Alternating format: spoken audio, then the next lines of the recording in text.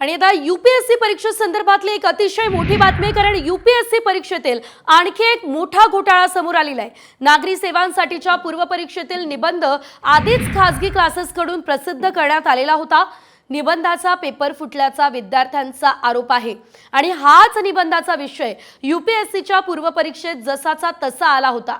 निबंधांचा विषय हा 125 मार्कांचा होता। अधिकची अपडेट आपण घेऊयात आमचे प्रतिनिधी नितीन पाटणकर यांच्याकडून। नितीन, नेमका काय घोटाळा आहे, सविस्तर?